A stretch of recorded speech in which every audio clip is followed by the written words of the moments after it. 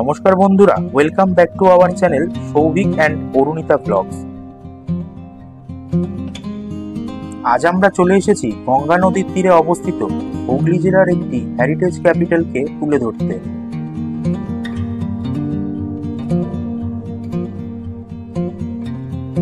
গোটা সপ্তাহে কাজের ফাঁকে একদিনে হঠাৎ ছুটিতে বেরিয়ে পড়তে কার না ভালো লাগে। আর গন্তব্য যদি হয় এমনই একটি শহর যার প্রতিটি কোনায় কোনায় লুকিয়ে আছে প্রাচীন ইতিহাস এবং পুরনো ভাস্কর্য।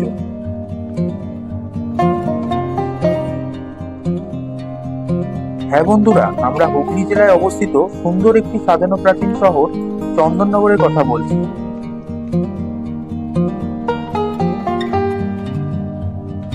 এই ভিডিওতে চন্দননগর ট্রিপের সমস্ত তথ্য আপনারা জানতে পারবেন।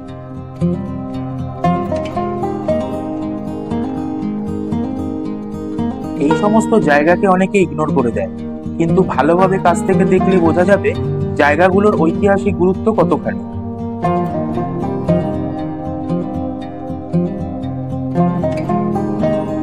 আজকে আমরা যাব চন্দননগর আর দেখব কিভাবে হাতে মাত্র একবেলা সময় নিয়ে চন্দননগর পুরো ঘুরে দেখা যায়। কি কি দেখার জায়গা আছে, কোথায় খাওয়া দাওয়া করবেন, এবং তার সাথে অবশ্যই আমরা জানবো চন্দননগরের কিছু প্রাচীন ইতিহাস।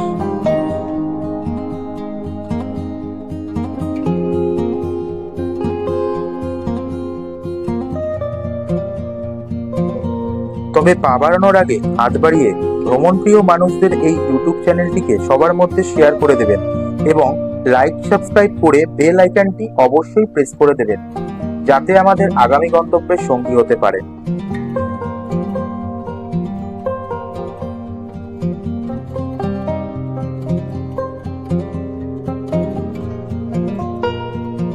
ভিডিওটি শেষ পর্যন্ত দেখবেন, তাতে হুগলি জেলার তথা পশ্চিমবঙ্গের ট্যুরিজম প্রাধান্য পাবে।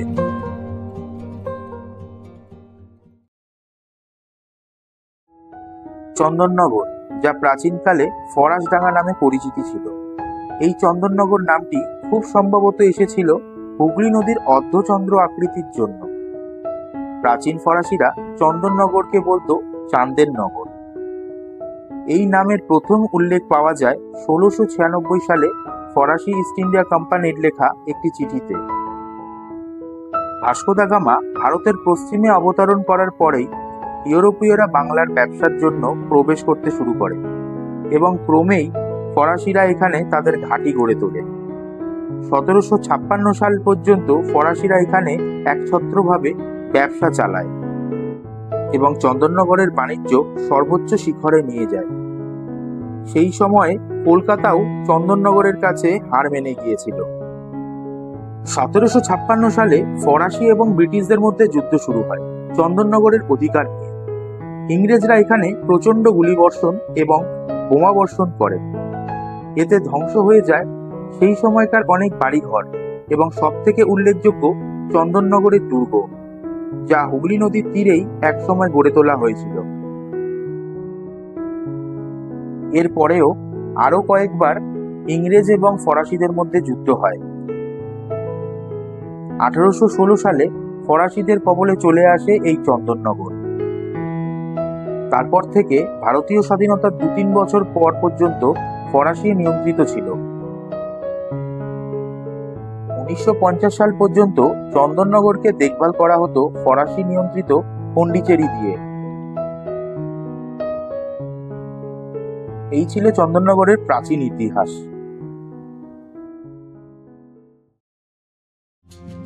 চন্দননগরে আসতে গেলে আপনারা সড়কপথ এবং ট্রেনেও আসতে পারেন। শিয়ালদা মেন লাইন থেকে আসতে চাইলে আপনাদের নৈহাটি থেকে ব্যান্ডেল যাওয়ার ট্রেন ধরে ব্যান্ডেলে নামতে হবে। ব্যান্ডেল থেকে হাওড়া যাওয়ার যে কোনো লোকাল ট্রেন ধরে চন্দননগর স্টেশনে নেমে চন্দননগর ঘুরে দেখতে টোটো অটো পেয়ে যাবেন এবং হাওড়া থেকে আপনারা ট্রেন ধরে চন্দননগরও আসতে পারেন। তবে আমরা সড়ক পথে শিয়ালদার মেন লাইনে শ্যামনগর থেকে গিয়েছিলাম।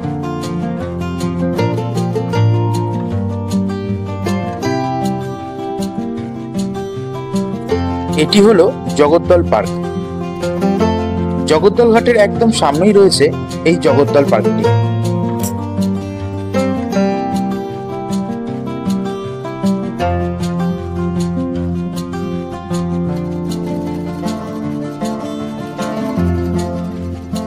জগদ্দল ঘাট থেকে আপনারা ফেরি সার্ভিস পেয়ে যাবেন। তার জনপ্রতি টিকিট মূল্য 9 টাকা।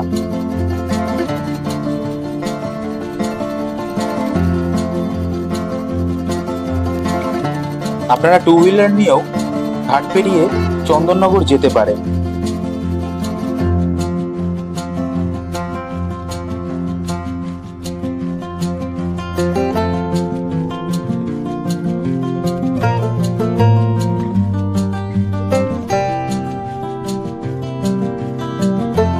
আপনারা দেখতে পাচ্ছেন গঙ্গার জলে ভাসমান একটি রেস্টুরেন্ট। এই রেস্টুরেন্টটির নাম হলো জলশ্রী।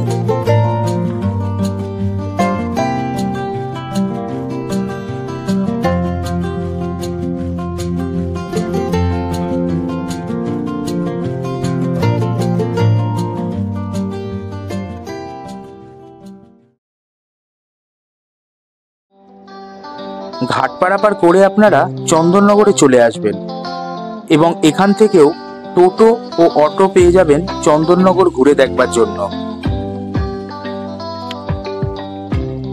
স্ট্যান্ড রোডে উঠেই ঠিক ডান দিকে চোখে পড়বে উমেন্স পলিটেকনিক কলেজ। চন্দননগর একটি প্রাচীন শহর, আর এই শহরের অন্যতম সুন্দর একটি স্থান হলো স্ট্যান্ড রোড। এই স্ট্যান্ড রোডটি চারদিকে সবুজ গাছপালায় মোড়া একটি সুন্দর পরিবেশ লক্ষ্য করতে পারবেন। তারপরেই দেখতে পারবেন চন্দননগর মহকুমা আদালত। ইতিহাস থেকে জানা যায় 1878 সালে চন্দননগর মহকুমা আদালত ভবনটি ফরাসিদের দ্বারা প্রতিষ্ঠিত হয়েছিল।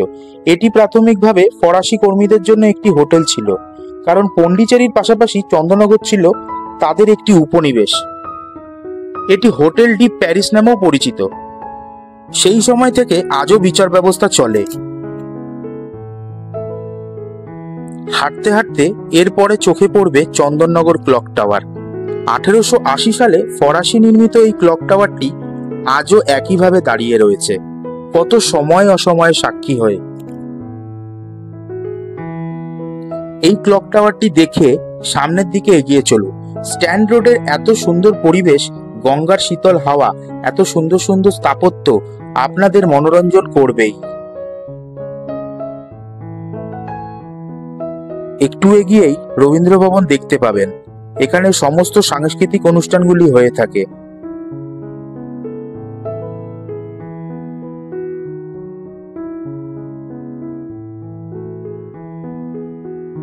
এখন আপনারা দেখতে পাচ্ছেন চন্দননগর ডুপ্লেক্স কলেজ। বিপ্লবী চারুচন্দ্র রায় এই কলেজের অধ্যাপক হিসাবে নিয়োজিত ছিলেন এবং বিপ্লবী কানাইলাল ছিলেন এই কলেজের ছাত্র।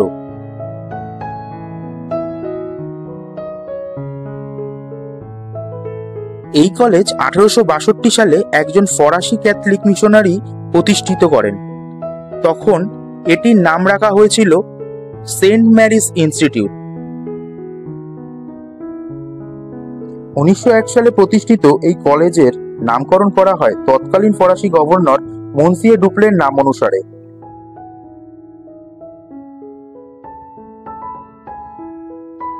এটি হলো চন্দননগরের বিখ্যাত জোড়াঘাট। স্ট্যান্ডের পরিচিতি এবং আকর্ষণীয় স্থান এই জোড়াঘাট। অথচ এই ঘাট তৈরি করেননি কোনো ফরাসি, তৈরি করেছিলেন একজন বাঙালি, যার ইতিহাসটি হয়তো অনেকেরই অজানা। দুর্গাচরণ বাবু ছিলেন প্রাচীন চন্দননগরের সম্ভ্রান্ত ব্যবসায়ী। তিনি বাঙালি হয়ে ব্যবসা করে বিদেশিদের পর্যন্ত হার মানিয়ে দিয়েছিলেন। চন্দননগরের ইতিহাসে ইনি একজন কিংবদন্তি।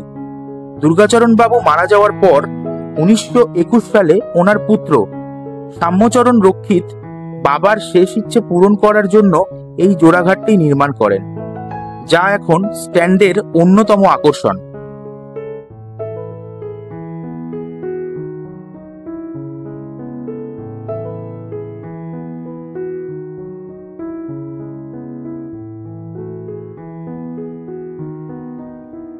আপনারা দেখতে পাচ্ছেন ডুপ্লেক্স হাউস, যা বর্তমানে এখন সংগ্রহশালা। এটি ডুপ্লেক্স হাউস ছাড়াও ইনস্টিটিউট দে চন্দননগর নামে পরিচিত। এই আর্কিওলজিক্যাল মিউজিয়ামটি ওয়েস্ট বেঙ্গলের one of the oldest museums. এটি একটা সময় চন্দননগর গভর্নর জেনারেল জোসেফ মানসিয়ে ডুপ্লেক্সের বসতবাড়ি ছিল। 1740 সালে ডুপ্লেক্স প্যালেসটি তৈরি হয় এবং তারপর থেকে তিনি থাকা শুরু করেন। পরে 1812 খ্রিস্টাব্দে এই বাড়িটির আরো কিছু বিল্ডিং তৈরি হয়। 1961 সালে এই প্যালেসটি পুরোপুরিভাবে মিউজিয়ামে রূপান্তরিত করা হয়। সামান্য মূল্য দিয়ে দেখে নিতে পারেন সেই সময়কার ফরাসি ও পর্তুগিজদের পুরনো সব নিদর্শন।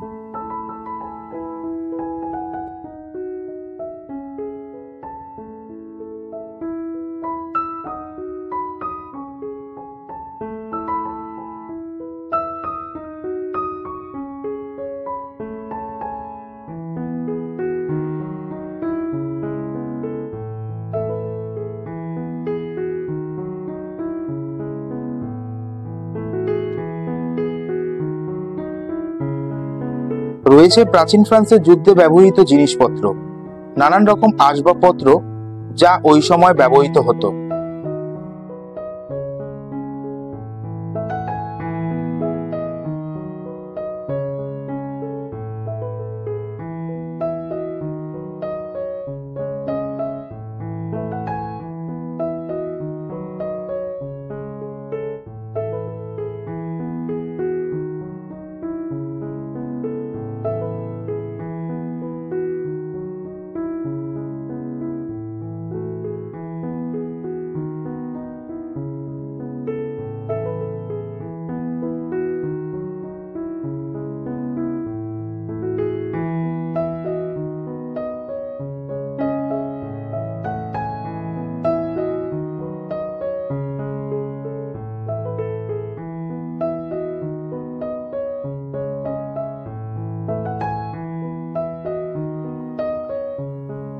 রয়েছে চিঠি মুদ্রা ও চিত্রকলাও।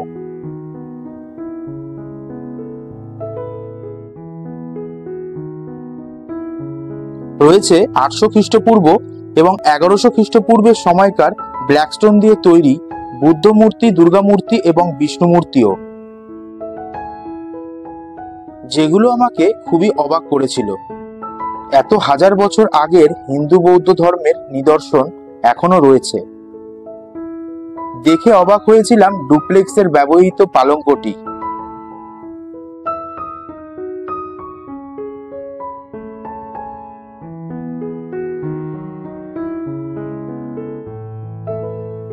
মোটামুটি 1 থেকে 1.5 ঘন্টা মতন সময় লাগতে পারে এই প্যালেসটি ঘুরে দেখবার জন্য। সময়টা বলে রাখি, বৃহস্পতিবার, শনিবার ও অন্যান্য সরকারি ছুটির দিন বাদ দিয়ে প্রতিদিন সকাল 11টা থেকে বিকেল 5:30 অবধি খোলা থাকে। এরপর আমরা পৌঁছে গেলাম চন্দননগর স্যাক্রেড হার্ট চার্চে। বর্তমানে এই চার্চের ভিতরটি বেশিরভাগ সময় বন্ধ থাকে। চার্চ ভবনের টাইমিং এখানে লেখা রয়েছে। এই চার্চটি ইন্দো-ফিঞ্চ স্থাপত্য শিল্পের একটি খাঁটি নিদর্শন। এই চার্চের নির্মাণ কাজ শুরু হয় 1875 সালে এবং কাজ সম্পন্ন হয় 1884 সালে। 1884 সালের 27শে জানুয়ারি এটি উদ্বোধন করা হয়।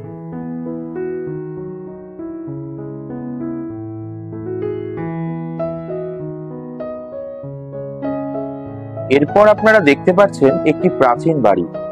বাড়ির কিছুটা অংশ রয়েছে গঙ্গার দিকে নিমজ্জিত। প্রায় 150 বছরের পুরনো এই পাতাল বাড়ি এক সময় নিচের তলাটি গঙ্গা নদীর জোয়ারের সময় সম্পূর্ণ নিমজ্জিত হয়ে যেত, আর সেই কারণে এই বাড়ির নাম পাতাল বাড়ি। এই বাড়ির নিচের তলাটি ছিল স্বাধীনতা মুক্তিযোদ্ধাদের আস্তানা, তাই ভারতের স্বাধীনতার যথেষ্ট অবদান রয়েছে এই বাড়িটি। রবীন্দ্রনাথ ঠাকুরের এই বাড়িটি খুব প্রিয় ছিল। এই বাড়ি তৈরির কারসাজিও রবীন্দ্রনাথ ঠাকুরকে প্রভাবিত করেছিল, তাই তার লেখা অনেক উপন্যাসে এই পাতাল বাড়ির উল্লেখ পাওয়া যায়। পণ্ডিত ঈশ্বরচন্দ্র বিদ্যাসাগর এই ভবনে এসে বেশ কয়েকবার থেকে গিয়েছেন, তাই ওনার স্মৃতির উদ্দেশ্যে বাড়িটির বাইরে ওনার একটি অবক্ষ মূর্তি দেখতে পাবেন। চলুন দেখে আসি ভাষা শহীদ মিনার। বাংলাদেশের ভাষা আন্দোলনের বীর বাঙালি শহীদদের স্মরণে ভাষা শহীদ উদ্যানের ভাষা শহীদ মিনারটি তৈরি করা হয়।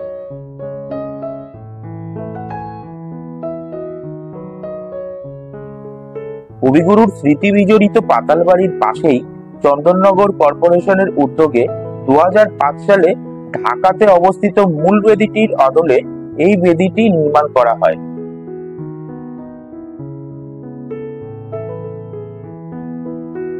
স্ট্যান্ড রোডের সমস্ত দর্শনীয় স্থানগুলি দেখে আপনারা খাওয়া দাওয়া সেরে নিতে পারেন। স্ট্যান্ড রোডে অনেক খাবারের স্টল এবং রেস্টুরেন্ট পেয়ে যাবেন।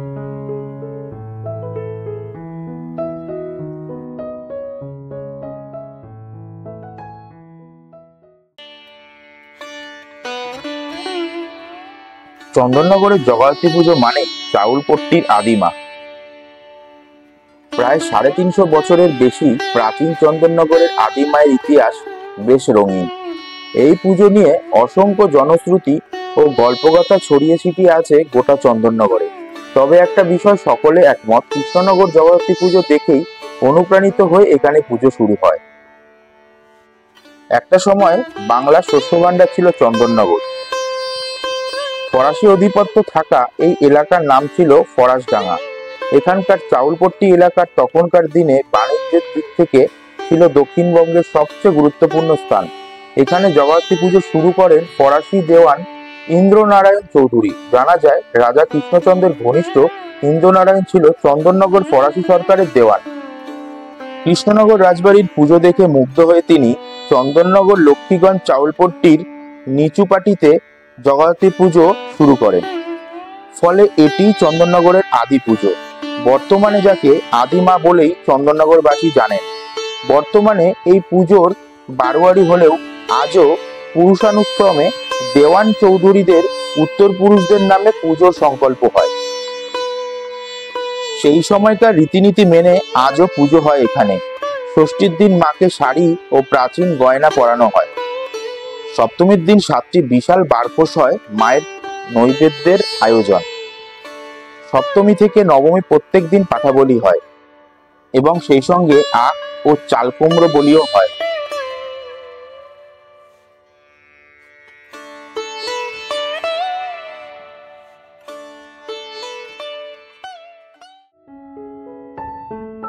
নিত্যগোপাল স্মৃতি মন্দির ও চন্দননগর পুস্তকাগার প্রাচীন শহরের ঐতিহ্যের তালিকায় অন্যতম।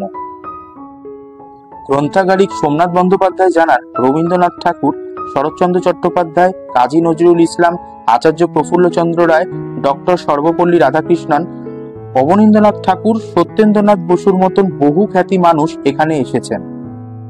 রবীন্দ্রনাথ ঠাকুর এখানে বক্তৃতাও করে গিয়েছেন। 1873 সালে 1 অক্টোবর এই পুস্তকাগার তৈরি হয় শহরের উদ্দিবাজারে একটি ভাড়া বাড়িতে। রাস্তায় যেতে যেতে এরকম অনেক পুরনো মন্দির আপনারা দেখতে পারবেন। পথে যেতে যেতে আপনারা চন্দননগরের বিখ্যাত সূর্যকুমার মোদকের জলভরা ও মৃত্যুঞ্জয়ের রকমারি মিষ্টি খেয়েও বাড়ির জন্যও নিয়ে যেতে পারেন।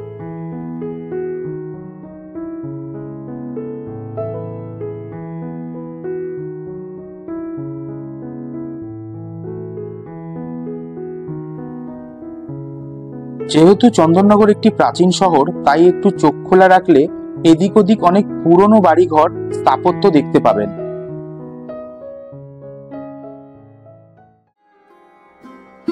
এটি হলো তেঁতুলতলার মন্দির। 1826 সালে পুজোটি শুরু হয়। শোনা যায় কৃষ্ণনগরের রাজা কৃষ্ণচন্দ্র দেওয়ান দাতারাম সুর গৌরহাটিতে বাস করতেন। তিনি রাজা কৃষ্ণচন্দ্রের অনুমতি নিয়ে 2 বিধবা কন্যাদেরকে নিয়ে নিজের বাড়িতে জগদ্ধাত্রী পুজো করেন। কালের নিয়মে সেই পুজো থমকে যায়। 230 বছর ধরে সেই জগদ্ধাত্রী পুজোই তেঁতুলতলার বারোয়ারির নামে হয়ে আসছে। সেই সময় ইংরেজদের ছাউনি ছিল ভদ্রেশ্বরের গৌরহাটি এলাকায়। সেই সময় এই অঞ্চল জঙ্গল ভরা ছিল। নিরাপত্তার কারণে মহিলারা বাড়ি থেকে বের হতেন না।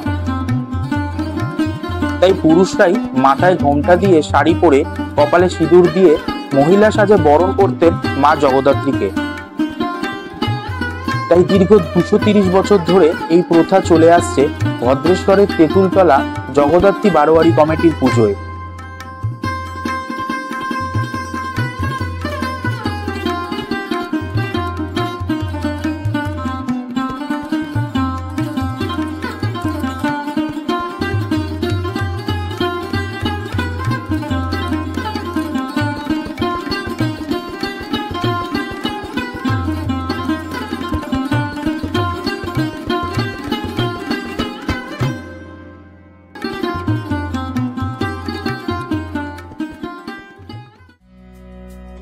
সাজানো একটি প্রাচীন শহর ফরাসি নগরী চন্দননগরের সমস্ত ঐতিহাসিক স্থানগুলি দর্শন করে এবার আমাদের ঘরে ফেরার পালা। আশা রাখছি দর্শক বন্ধুরা এই ভিডিওটি দেখার পর অন্তত একবার হলেও সচক্ষে দর্শন করবেন ঐতিহাসিক মোড়া শহর ফরাসডাঙ্গা চন্দননগরকে। আমরা আবার রওনা হব অন্য কোনো গন্তব্যের উদ্দেশ্যে। সঙ্গে থাকবেন আপনারাও। ততদিন সুস্থ থাকবেন, ভালো থাকবেন।